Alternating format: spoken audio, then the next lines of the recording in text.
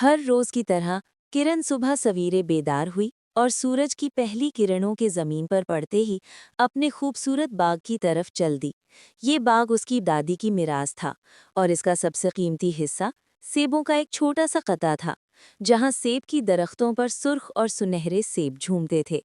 किरण खालिसतन पाकिस्तानी लड़की थी, जिसके चेहरे पर मेहनत और लगन की चमक थी।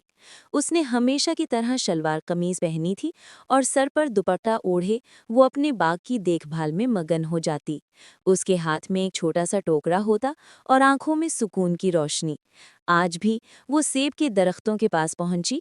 एक सेब के तने पर हल्की सी खराश देखकर उसका दिल डूब गया।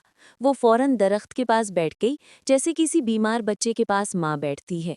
उसने नरमी से मिट्टी की जांच की, देखभाल के लिए मखसूस कुदरती खाद डाली और फिर नर्म आवाज में दरख्त से बात करने लगी। ओ मेरे लाल सेबों वाले, तुम हमेशा की तरह खूबसूरत रहो। तुम्हें देखकर मेरा दिन बन जाता है। तुम्हें खूबसूरत बनाने में तुम्हारी किरण हर रोज तुम्हारी मदद करेगी।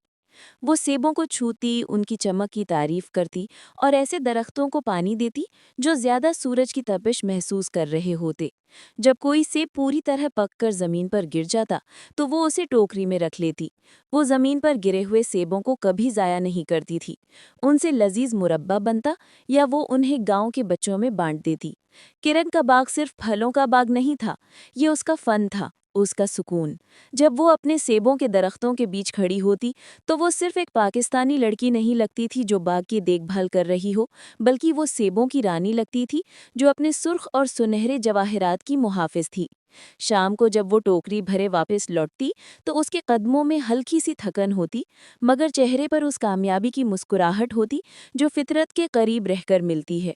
वो जानती थी कि उसकी मेहनत, उसका प्यार और उसकी लगन ही उसके सेबों को मजीद मीठा और खूबसूरत बना रही हैं।